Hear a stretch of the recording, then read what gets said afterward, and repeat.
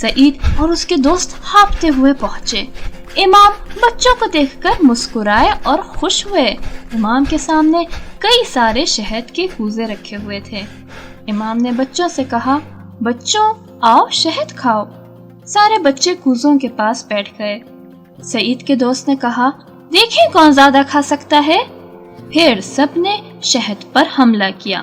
بچے ہنس رہے تھے، مذاق کر رہے تھے اور زیادہ سے زیادہ شہد کھانے کی کوشش کر رہے تھے۔ سعید نے اپنے دوستوں کو دیکھا جو ایک دوسرے سے شہد چھین رہے تھے اور دل کھول کر ہنس رہے تھے۔ اس کی نظر امام پر پڑی جو بچوں کی خوشی سے خوش تھے۔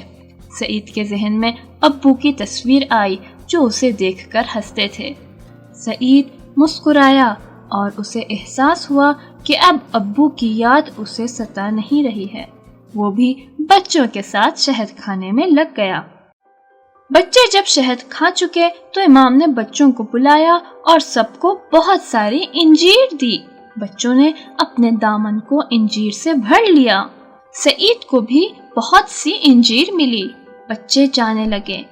امام نے بچے ہوئے شہد کو دوسرے لوگوں کی طرف بڑھایا۔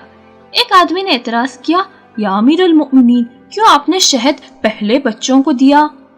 امیر المؤمنین کی آواز آئی، امام یتیموں کا باپ ہوتا ہے اور میں نے اسی طرح دیا جس طرح سے ایک باپ اپنے بچوں کو دیتا ہے۔ سعید کے دل میں جیسے بہت ساری رنگ برنگی تتلیاں اڑنے لگیں۔ اس نے اپنے دامن کو سنبھالا اور گھر کی طرف دوڑا۔ اب اسے اپی کو انجیر دینا تھی اور کہنا تھا، ہم یتیم نہیں، ہمارے پاس ایک مہربان ابو ہیں۔